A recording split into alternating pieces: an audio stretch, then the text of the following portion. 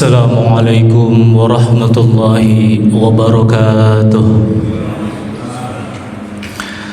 Alhamdulillahi nahmaduhu wa nasta'inuhu wa nastaghfiruh wa na'udzu billahi min syururi anfusina wa min sayyiati a'malina may yahdihillahu fala mudilla lahu wa may yudlilhu fala hadiya lahu.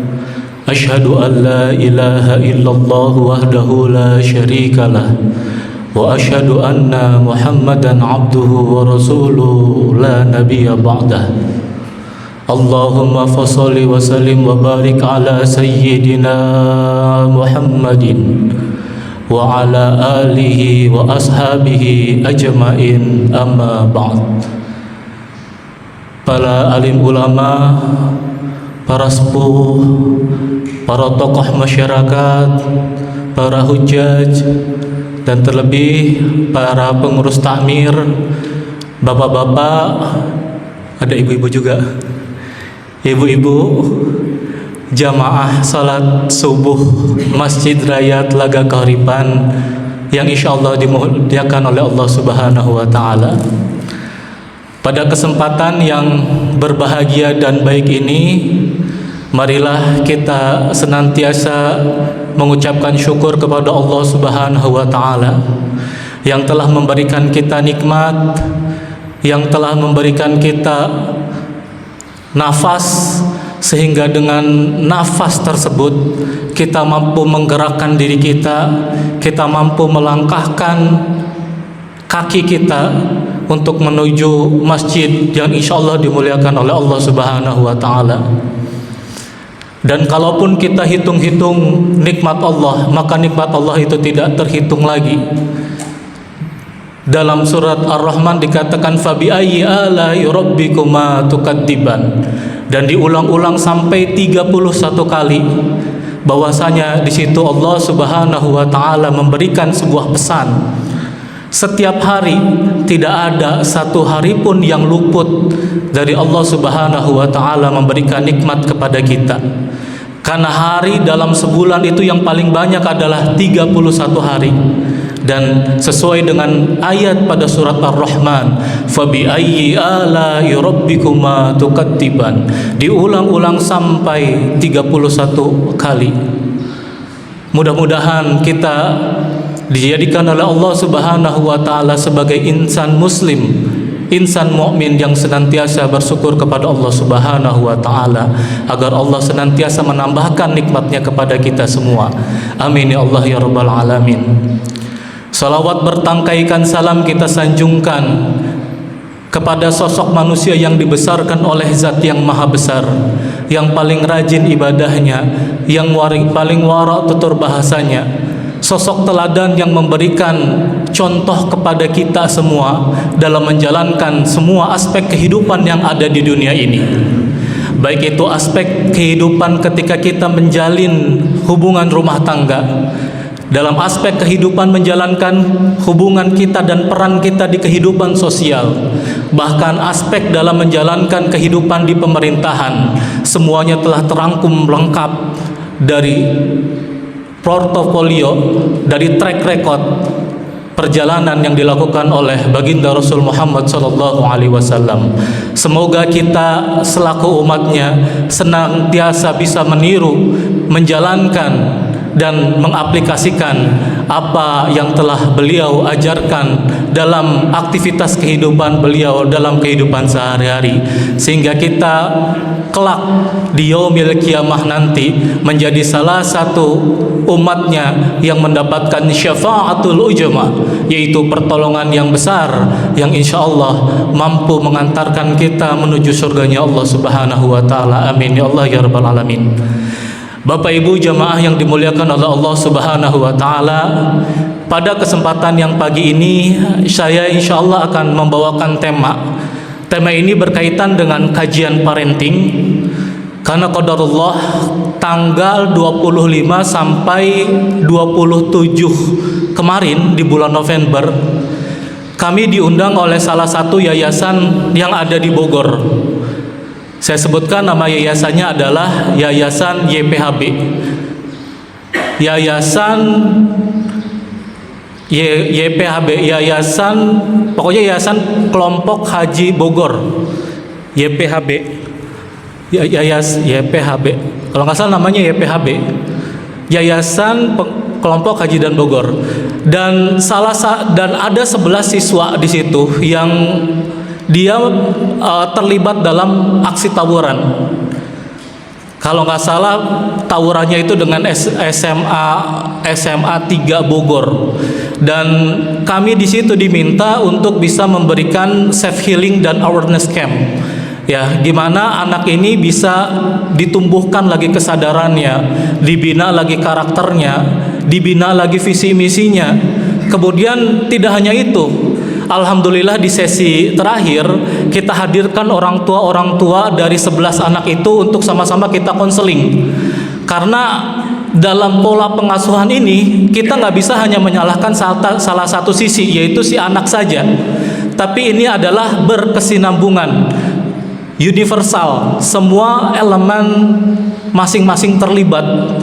Baik itu pergaulan si anak ketika di sekolah, kemudian juga komunikasi yang terjalin di lingkungan keluarga, termasuk ayah dan bundanya, kemudian juga pola asuhnya, dan yang terakhir adalah lingkungan yang ada di lingkungannya itu seperti apa, peran dia di lingkungan sekolahnya itu seperti apa. Nah, poin-poin itulah yang kita gali.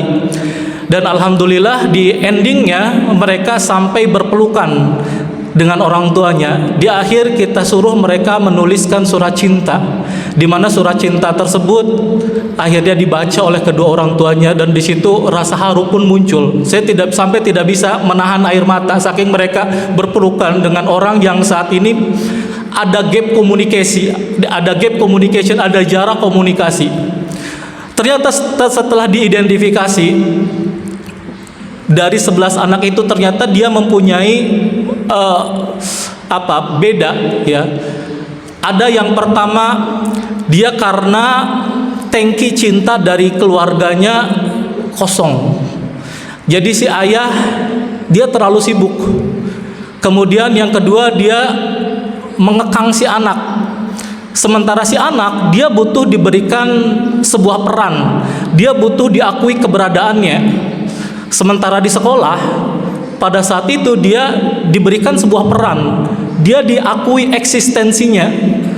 Dan pada saat itu dia adalah orang yang menjadi strategik dalam proses tawuran tersebut. Nah, anak ini ketika saya konfirmasi kepada gurunya, dia selalu duduk di belakang dan matanya selalu menunjuk ke bawah seperti main HP. Dan ketika kita analisa menggunakan analisa grafologi ini adalah sebuah teknik untuk membaca karakter seseorang, termasuk mental, sikap, dan kondisi saat ini yang dialami dari akurasi goresan tangan. Karena ketika kita menulis itu yang aktif adalah subconscious auto writing. Jadi bawah sadar yang bergerak. Kalau dalam dulu saya pernah bekerja di lembaga psikologi. Kalau di lembaga psikologi ada namanya teknik PMPO, Projective Multifaceted Orientation. Itu melihat karakter mental seseorang melalui akurasi garis. Gitu. Dan di situ ada sekitar 812 jenis karakter untuk menentukan mentalitas. Nah, ternyata si anak itu sangat unik. Ketika dia dilihat dari aspek grafologis, anak ini ternyata adalah anak yang memang dia punya potensi untuk menjadi seorang pemimpin, untuk menjadi seorang strategis. Makanya ketika saya tuliskan, ketika kamu di saat ini diibaratkan menjadi seorang hewan apa yang mencerminkan diri kamu? Nah, si anak ini menulis hewannya itu adalah hewan kucing. Karena hewan kucing itu maksudnya apa? Dia sebenarnya punya potensi karena dia punya senjata, yaitu runcing yang tajam, kuku yang tajam. Tapi saat ini dia dikekang. Saat ini dia nggak bisa bergerak bebas. Dan saat ini dia itu butuh kasih sayang, yang itu dia nggak dapatkan. Kemudian saya tanya lagi, kalau kamu bisa berubah suatu saat lagi, hewan apa yang pengen tergambar dalam diri kamu? Kemudian uniknya pada saat itu dia menulis dia pengen seperti hewan kanguru. disayang, bisa memberikan kedamaian, tidak mencekram, tidak membunuh, tidak merusak orang lain, dan itu yang diinginkan oleh dia. Dan ada lagi beberapa anak yang lain. Salah satunya adalah dia memang ada gap komunikasi atau jarak komunikasi antara dia dan orang tuanya. Ketika udah ada jarak atau gap komunikasi, berarti kan cirinya dia tidak nyaman ketika dia berkomunikasi dengan ayah dan bundanya. Ketika dia tidak menemukan kenyamanan, dia tidak menemukan penghargaan, dia tidak mendapatkan apresiasi di rumah, otomatis apa? Dia akan mencari figur orang lain, figur otoriti orang lain di luar rumahnya. Dan yang bahaya adalah ketika yang dicari figur otoritinya itu adalah orang yang salah, maka dampak yang akan terjadi adalah yang menjadikan figur otoriti tersebut itu yang akan dia ikuti. Dan pada saat itu yang jadi figur otoritinya adalah orang yang mengajak tawuran gitu. Dan di sekolah itu ternyata ada atlet MMA-nya, dia juara Asian Games. Dan saya merasa qadarullah dengan momen 3 hari 2 malam karantina itu banyak pelajaran ya, terutama buat keluarga-keluarga muda yang punya anak yang masih dalam fase pertumbuhan, agar kita aware, kita prepare, karena masa pertumbuhan anak itu tidak bisa diulang kembali gitu. Tapi pun yang sudah berlanjut, kita tidak ada salahnya untuk terus mencoba. Oke, saya lanjut ke materi. Mengapa komunikasi dengan pasangan dan anak menjadi penting dalam hidup? Ada yang bisa bantu jawab?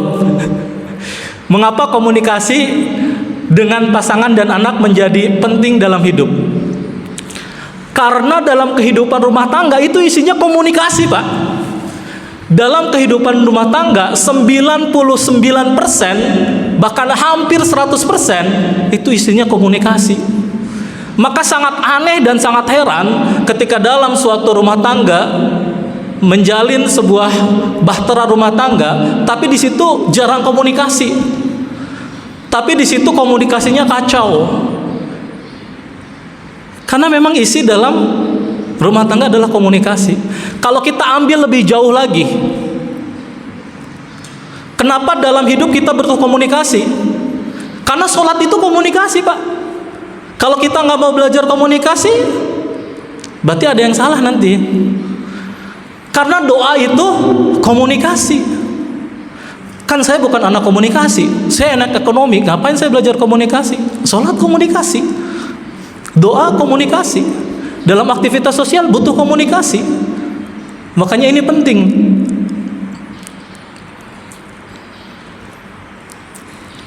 Nah, bagaimana kalau misalkan itu tidak terjadi? Pertama, yang timbul adalah salah tafsir. Nah, banyak sebenarnya problem-problem yang muncul ini akibat salah tafsir. Ya. Maksudnya A, malah yang direspon adalah B. Ya, terkadang ketika salah tafsir ini, ketika salah satu pasangan dia menjelaskan, dia belum selesai udah dipotong. Nah, ini yang menyebabkan salah tafsir. Kemudian pola asuh yang tidak konsisten. Ada namanya pola asuh itu yang sifatnya permisif. Ya. Ibunya misalkan ketika dia minta sesuatu, boleh. Kemudian ayahnya nggak boleh. Gitu. Kalau nggak mungkin sebaliknya. Kalau nggak mungkin dari sosok salah satu figur sendiri, dia udah menjanjikan sesuatu, kemudian pada saat yang hari H dia nggak ditepatin dan dia nggak minta maaf. Nah, makanya penting kita ketika melakukan kesalahan harus minta maaf. Nah, biasanya anak-anak yang mohon maaf, dia sulit untuk mengatakan maaf ketika dia bersalah, baik di lingkungan sosial dan lain sebagainya. Itu karena ketika dalam perkembangannya dia tidak diajarkan dari lingkungan terdekatnya. Inti dari komunikasi adalah ketika your family good, maka your komunikasi akan good. Ketika keluarganya bagus, maka impact dari komunikasi tersebut akan bagus di lingkungan sosialnya. Dan yang harus diperhatikan adalah ketika anak usia 6, 7, 8, 9 tahun Itu yang dibutuhkan oleh anak itu adalah dikenalkan sesuatu. Dengan apa? Dengan touching. Yang paling banyak yang dia inginkan adalah bentuk sentuhan, bentuk penghargaan, bentuk apresiasi. Nah, kemudian usianya bertambah lagi 10, 11, 12, 13 tahun. Yang dia butuhkan adalah seorang role model. Nah, kalau misalkan ayahnya dia sudah siap gitu kan, memberikan perhatian, memberikan role model, maka si anak itu nanti ketika dewasa akan menjadi pribadi yang bagus. Cirinya apa? Ketika dia akan menjadi pribadi yang bagus, anak ini kalau misalkan dia perempuan, karena dia perempuan, cinta pertama seorang anak perempuan itu adalah ayahnya. Makanya ada yang disebut dengan program dating with my father, ya, bersama ayah gitu. Nah, nanti dia ke depan, dia itu akan cenderung, mohon maaf, ketika memilih pasangan dia akan cenderung selektif. Standarnya bapak gue nih gitu. Karena ayahnya selalu memberikan pendampingan yang luar biasa sama anak. Dia nggak akan mudah tergoda oleh seseorang yang, mohon maaf, itu nggak sesuai dengan kriteria dia. Kriterianya apa? Perhatiannya, kasih sayangnya, kemudian figurnya. Dan ternyata sekitar 80% ada survei yang membuktikan kasus LGBT itu muncul karena salah satunya adalah fatherless. Si anak ketika kecilnya dia tidak menemukan kenyamanan, figur, kasih sayang dari salah satu orang tuanya, yang di sini adalah ayahnya. Motherless apakah ada? Ada. Tapi motherless ini sedikit. Kebanyakannya adalah fatherless. Jadi seorang ayah, karena mungkin ayah ini diperankan dia yang harus tangguh, dia yang harus mencari nafkah. Makanya apa? Mungkin dia touch dengan anaknya yang cenderung agak berkurang. Nah, di sini ternyata problemnya banyak muncul. Dan seterusnya. Selanjutnya adalah jarang interaksi. Nah, makanya ini dianjurkan minimal kita harus buat yang disebut dengan quality time, ya. Komunikasi intens dengan keluarga dan dengan anak-anak. Ya, terutama mungkin dengan pasangan ketika mungkin akan sedang tidur. Kadang-kadang kita yang selalu diomongin adalah usahanya bagaimana, bisnisnya bagaimana. Kemudian kalau misalkan saya dagang, ada barang yang udah mau habis gak gitu. Padahal sebenarnya yang jadi fokus utama adalah tadi anak-anak main apa aja. Kemudian anak-anak tadi dengan temannya gimana? Gitu. Anak-anak dengan gurunya gimana? Nah, perhatian-perhatian itu yang harus dibangun sebenarnya sejak kecil supaya ke depan anak dia cukup tangki cintanya. Nah, anak yang tangki cintanya cukup, dia cenderung akan lebih optimis dan percaya diri dia dalam di lingkungan sosialnya. Nah, kemudian selanjutnya adalah kurangnya kepekaan. Nah, kalau ini kita nanti akan bahas di bahasa tubuh, ya. Jadi dalam komunikasi itu ada komunikasi verbal yang memang diucapkan, ada juga komunikasi nonverbal. Ya, diam itu sebenarnya komunikasi. Diam itu sebenarnya komunikasi. Ketika ditanya mau kemana, nah, berarti tandanya dia sedang gak mood, dia sedang gak mau diajak bicara. Kemudian yang selanjutnya adalah gaya komunikasi yang tidak sehat.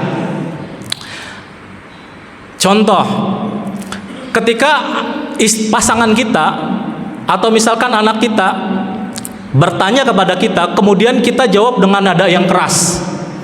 Kita jawab sambil mengeluarkan kedua mata kita. Ini adalah gaya komunikasi yang gak sehat. Anak melakukan kesalahan, kemudian kita teriak, kita hardik dia. Karena dalam frekuensi otak, ketika dia salah kemudian kita bentak itu yang direspon itu adalah bukan bentuk arahan, tapi yang direspon adalah bentuk ancaman. Dan percaya sama saya, ketika kita melakukan hal seperti itu, dia akan mengulangi hal yang sama. Kemudian yang selanjutnya adalah menasehati anak di depan umum. Ini juga gaya komunikasi yang gak sehat. Nah, ketika anak melakukan kesalahan, idealnya apa? Biarkan dulu dia melakukan kesalahan. supaya dia tahu bahwa itu adalah perbuatan yang salah. Setelah dia selesai melakukan kesalahan tersebut, baru panggil dia. Kita lakukan komunikasi dua arah dengan dia. Nah, baru kita jelaskan. Termasuk dengan istri pun sama. Biasanya istri itu dia lebih senang ketika berkomunikasi itu adalah sambil diusap dulu Pak kepalanya. Tapi kalau istri ke laki-laki, kalau kepalanya nggak bisa, tapi adalah punggungnya. Oke, kita lanjut lagi. Nah, ini sebenarnya yang ingin kita bahas.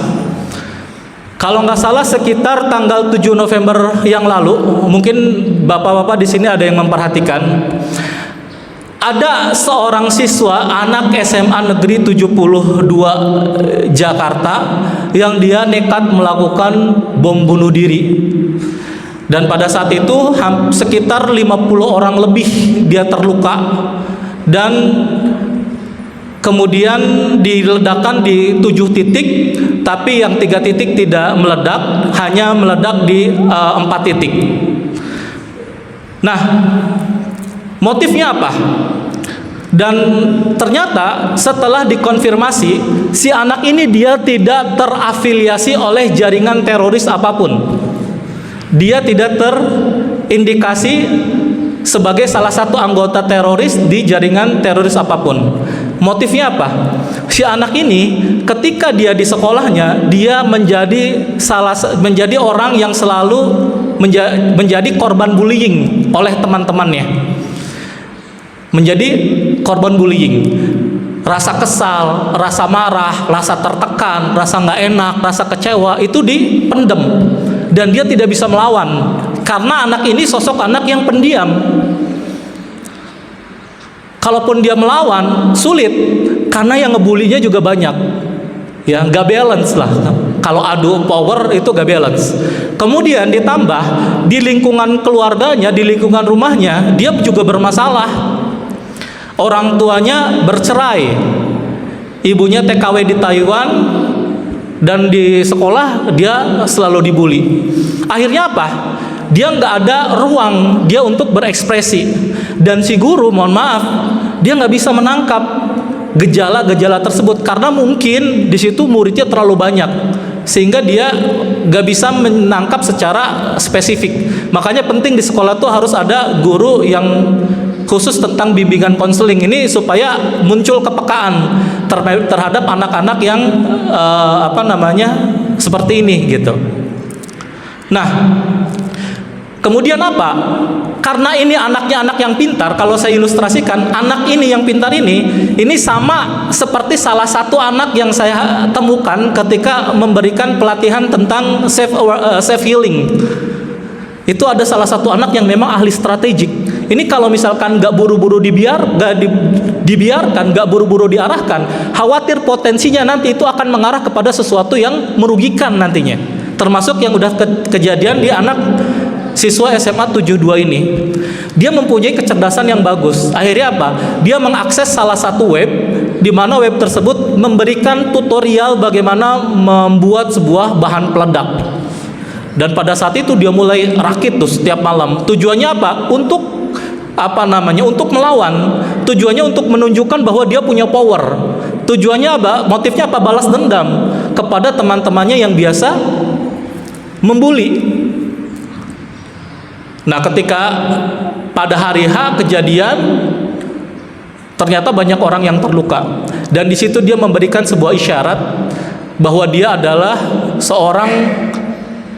dia terinspirasi dari tokoh-tokoh. Di situ kalau nggak salah ada 6 tokoh yang menjadi figur otoritinya, dan tokohnya itu semuanya itu adalah tokoh teroris.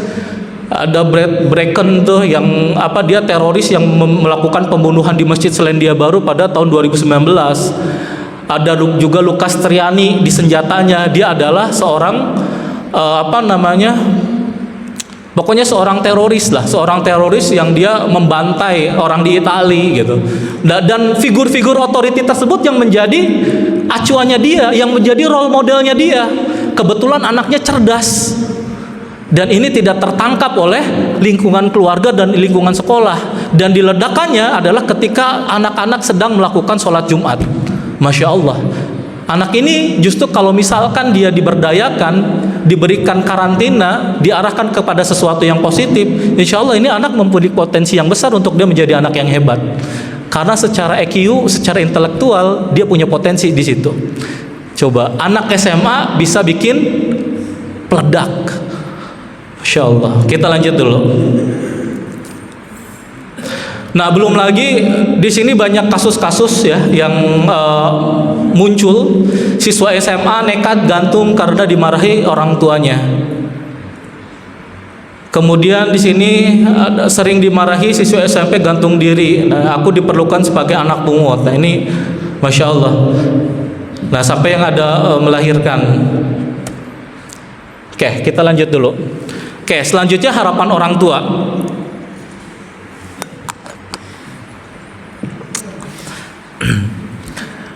Dengan adanya fenomena-fenomena tadi, kita sebagai orang tua sebenarnya apa sih yang kita harapkan sama anak? Apa harapan kita kepada anak? Apakah menjadi anak yang kuat, anak yang berprestasi, atau apa? Sebenarnya harapan orang tua itu cuma dua. Yang pertama adalah menjadi anak yang punya akhlak mulia. Kemudian adalah menjadi anak yang cerdas. Akhlak mulia ini adalah berkaitan dengan karakter. Nah, dalam Al-Quran, karakter itu ada yang disebut dengan thayyib, ada yang disebut dengan khair, ada yang disebut dengan ihsan atau ma'ruf, ada juga yang disebut dengan soleh. Apakah ini berbeda?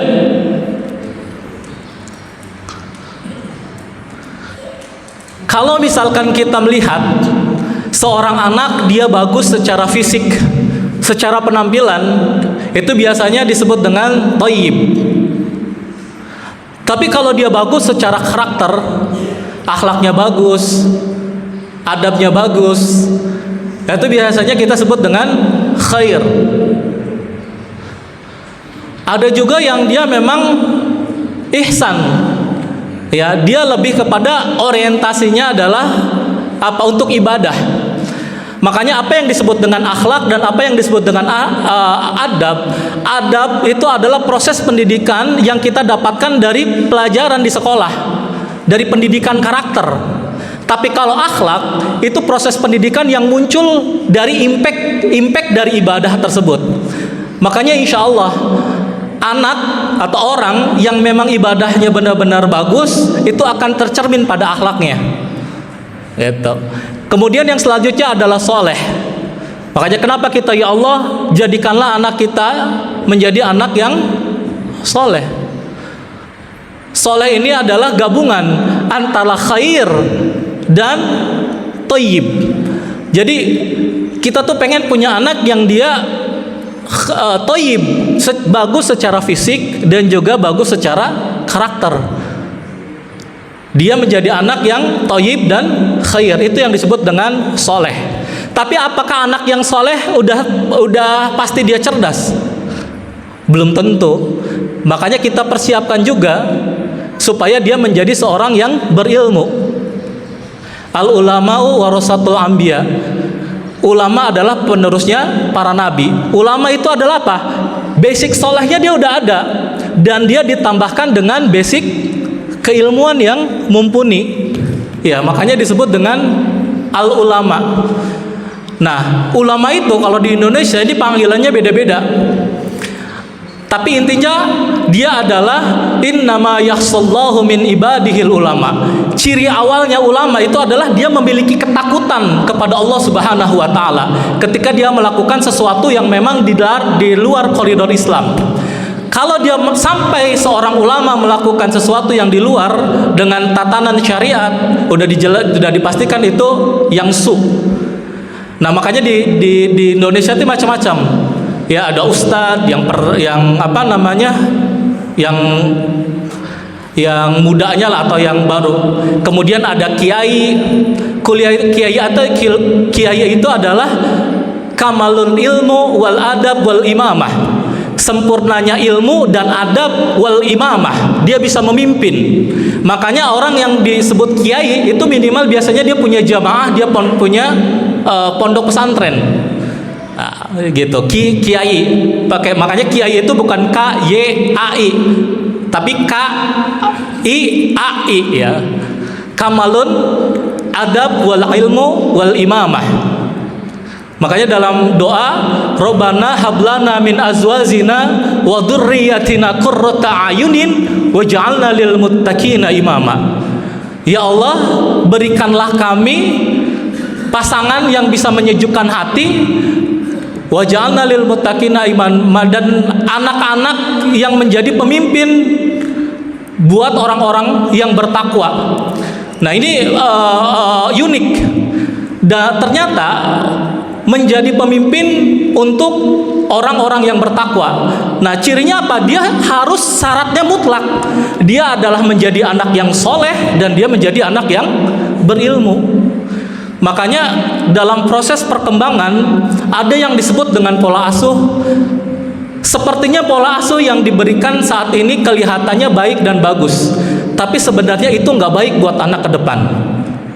Tapi bisa jadi pola asuh yang saat ini kita berikan itu kelihatannya mungkin kasihan ke anak, tapi bisa jadi itu bagus untuk dia ke depan.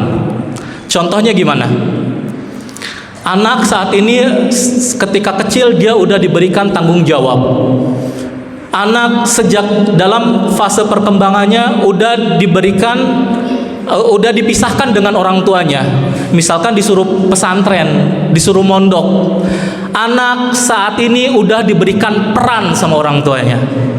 Anak saat ini sudah dilibatkan dalam aktivitas dan menentukan, dan dia dikasih kepercayaan untuk melakukan decision making, pengambilan keputusan. Anak dibuat polanya sama orang tua supaya dia dalam kehidupannya terstruktur. Pagi harus bangun, harus ini, seperti mungkin sebenarnya kelihatannya nggak enak sama anak. Kasihan anak ketika meminta sesuatu, kita lihat dulu. Ketika sesuatu itu bermanfaat untuk dia, berikan. Tapi ketika sesuatu itu sifatnya konsumtif, kita tahan dulu. Kita ajarkan anak untuk memilih skala prioritas. Kita ajarkan anak untuk melakukan pembobotan masalah. Kita ajarkan anak untuk dia punya planning sendiri. Mungkin kelihatannya nggak enak, tapi justru pola asuh dengan model seperti ini yang akan baik untuk dia ke depan. Kenapa? Karena nanti ke depan dia udah diajarkan kemandirian. Ke depan ketika dia punya masalah, dia tahu konsekuensinya seperti apa. Ke depan ketika dia melakukan kesalahan, dia berani meminta maaf dan berani bertanggung jawab. Inilah pola asuh yang harus sebenarnya kita ajarkan, ya, baik dengan anak kita dan kita berkomunikasi dengan pasangan kita. Karena pola asuh yang ideal adalah dua tuku cintanya itu harus ada, peran seorang ayah dan peran seorang ibu. Apa yang harus kita lakukan? Nah, di sini menjadi pendengar yang baik. Ya, kemudian yang kedua adalah jangan membandingkan. Sebenarnya boleh membandingkan, boleh, tapi dengan dirinya sendiri. Cari di mana momentum prestasi dia pada saat itu sedang naik. Nah, itu yang diulas kembali, itu yang dimunculkan kembali. Tapi caranya adalah dengan face to face, dengan one on one. Ajak dia komunikasi dua arah. Kalau saat ini mungkin nilainya turun, kalau saat ini mungkin produktivitasnya kurang. Nah, kita komunikasi dua arah tuh. Cari di mana momentum dia produktivitasnya lagi bagus, nilainya lagi bagus, itu yang dibandingkan. Itu yang dimunculkan kembali. Artinya yang dibandingkan tolak ukurnya adalah bukan orang lain, tapi dirinya sendiri. Itu yang pertama. Kemudian yang kedua, jangan cari pembanding dengan potensi atau skill yang dimiliki oleh yang lain. Karena ibarat kampak dan pegangannya, itu yang harus diasah itu kan kampaknya, Bapak Ibu semua. Yang harus diasah adalah kampaknya.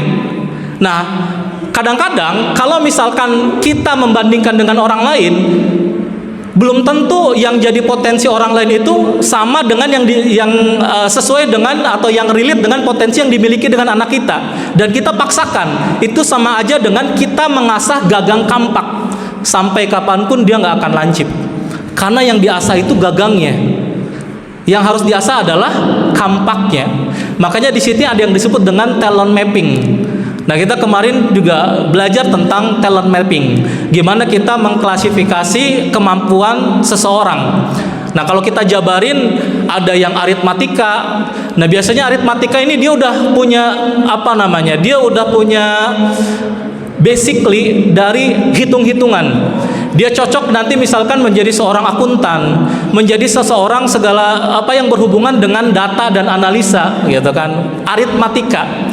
Ada juga yang logika. Kalau logika dia cenderung lebih sesuatu yang sifatnya strategik ya. Jadi pimpinan proyek, jadi tim leader, jadi seorang manajer, jadi seorang direksi. Biasanya dia critical thinkingnya tinggi. Apa-apa ditanya. Nah, kita sebagai seorang ayah jangan sampai sekali-kali ngekat potensi logikanya dia. Karena bisa jadi logika tersebut nanti akan membawa dia pada kesuksesan. Dan kebetulan saya pun ngelihat mind map ketika di talent mapping, ternyata mind mapping saya adalah persepsi.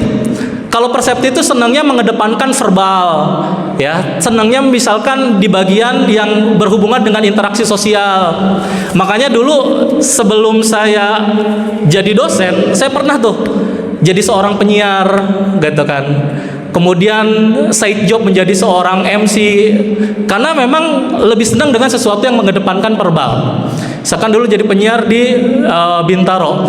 Selamat pagi hadirin, berjumpa lagi bersama saya Abdul Aziz di 98,9 Ajib FM. Selama 1 jam ke depan saya akan menemani Anda sekalian dalam bincang-bincang sore. Dan tema yang akan jadi voice over. Oskadon meredakan sakit kepala, bila batuk, pilek, demam, minumlah Oskadon. Diproduksi oleh Radamax. M150 bisa, nah gitu misalkan. Terus jadi penyiar dulu tempat ikut casting pas SCTP Ghost to Campus ya. Pada saat itu yang jadi yang jadi tim penilai itu adalah Senandung Nachita dan Jeremy Teti. Ya, dan pada saat itu biasa kita di radio, kemudian di TV kan, bukan di TV, syuting, itunya gede banget. Dan alhamdulillah masuk 10 besar, dan di 10 besarnya gagal gitu. Selamat pagi hadirin, berjumpa lagi di liputan 6 dan terpercaya edisi Sabtu 29 November 2026, dan berikut laporan selengkapnya. Presiden Republik Indonesia Prabowo Subianto nampaknya harus memasrahkan gitar kesayangan pemberian grup band Metallica Novak Trujillo. Akibat hal demikian, Jokowi harus mengikuti pelelangan yang akan diselenggarakan oleh Kementerian Perdagangan. Dan berikut laporan selengkapnya. Kata Jeremy Teti, stop.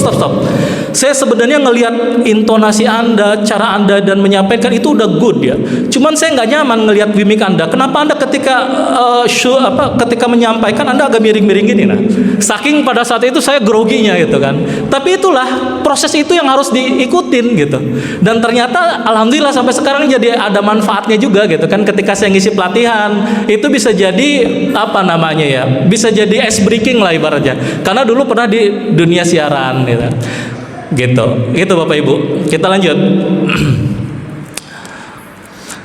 Nah, gunakan kata-kata yang baik, benar, dan bagus. Nah, ini juga perlu ya. Makanya kita dituntut harus menyesuaikan ya. Komunikasi dengan anak ini jangan statis, tapi harus dinamis. Karena anak itu berubah. Nah, pola kita ketika berkomunikasi itu harus juga menyesuaikan trennya. Tren kita dulu zaman baby boomer beda dengan tren sekarang zaman generasi alpha. Tren generasi X beda sekarang dengan generasi alpha. Belum lagi nanti generasi beta, belum lagi nanti generasi delta. Itu pola komunikasinya harus beda lagi. Makanya penting kita tahu nih terhadap lingkungan sosial yang ada pada anak-anak remaja itu seperti apa. Tujuannya apa? Supaya ketika kita komunikasi itu lebih deep, lebih dalam, lebih intimate. Nah, jadi dia enak ketika cerita. Wah, babeh gua enak nih gitu. Dia asik nih. Tapi kalau kita nggak tahu caranya, kita statis, cenderung satu arah, mendikte, harus, otoriter. Nah, ini nggak akan deep, nggak akan ketemu. Anak lebih asik cerita di luar dibandingkan figur otoritinya sendiri, yaitu orang tuanya. Belajar membaca bahasa tubuh. Ketika kita bilang ke anak jangan, itu nggak usah kita teriak jangan. Gini pun sama. Nak, duduk sini. Bun, ayah mau ngomong atau papa mau ngomong. Nak, besok aja ya gitu. Jadi bahasa tubuh itu bisa dikuatkan dalam ekspresi. Ya, kayak misalkan namanya siapa? Mas? Alfat. Oke. Ternyata 55% efektivitas komunikasi itu ada pada bahasa tubuh. Kalau kita ngomong secara verbal, ini hanya 7%. Intonasi itu adalah 30%. Bahasa tubuh itu 55%. Contoh. Oke, udah habis. Izin sedikit lagi, Pak. Contoh Alfat.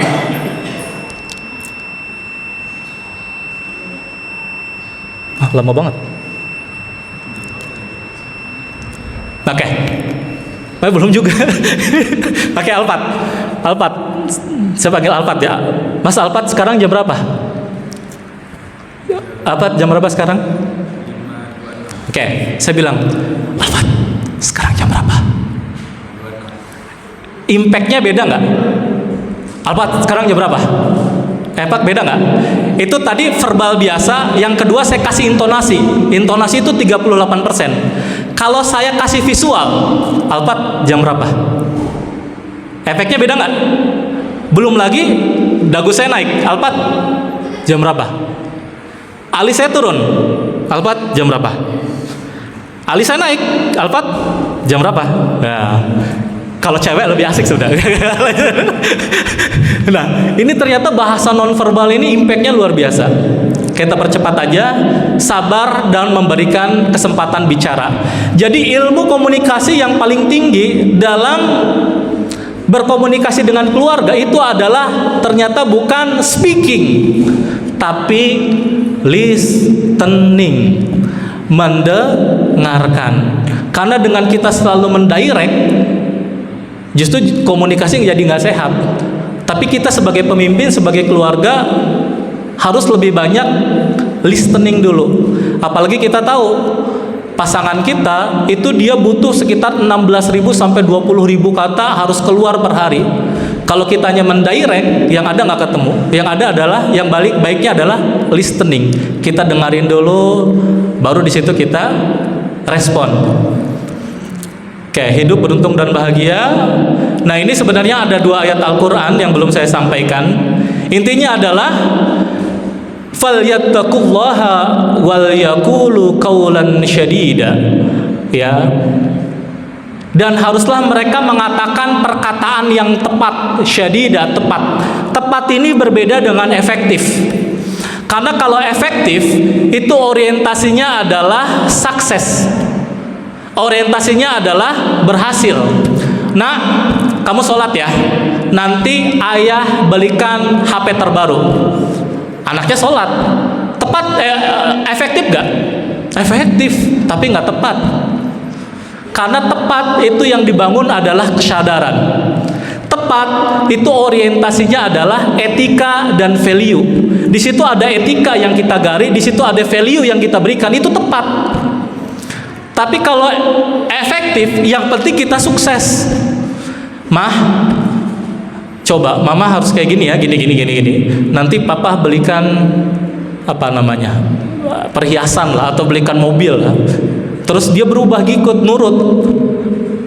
Efektif, tapi belum tentu tepat. Nah, ini prinsip yang pertama. Kemudian yang kedua adalah wa ashiruhunna bil ma'ruf, ya, dengan cara dan pergaulilah mereka dengan cara yang ma'ruf, ya. Dia harus juga toyib. Halal belum tentu toyib, tapi toyib udah pasti halal. Makan Indomie terus itu halal, tapi nggak toyib. Istri, kemudian dia punya penghasilan karena dia udah kerja, dia penghasilan, uang dia. Kemudian dia ngasih ke orang tuanya, dia belanja sesuatu yang dia suka, halal nggak? Halal, tapi nggak toyib, karena mau nggak mau harus izin suami. Suami nikah siri halal. Tapi kalau nggak izin sama istri, nggak toib. Makanya ada kasus IR dan IF. Halal, itu nggak haram, halal, tapi nggak toib. Karena awalnya sembunyi-sembunyi. Nah, jadi kita usahakan halalan toyibah, halal dan toib. Insya Allah nanti komunikasinya sehat. Nah, ini komunikasi, ini wah kebanyakan lah, nggak usah habis. Dah ini nanti lagi aja. Demikian yang dapat saya sampaikan pada kesempatan hari ini. Karena materinya masih panjang, jadi saya cukupkan dulu. Tapi yang penting, insya Allah mudah-mudahan sedikit banyak sudah ada gambaran. Jazakallah khair atas perhatiannya, kerjasama dan partisipasinya. Mohon maaf atas segala kekurangan dan khilafan. Afa minkum billahi taufiq wal hidayah. Assalamualaikum warahmatullahi wabarakatuh.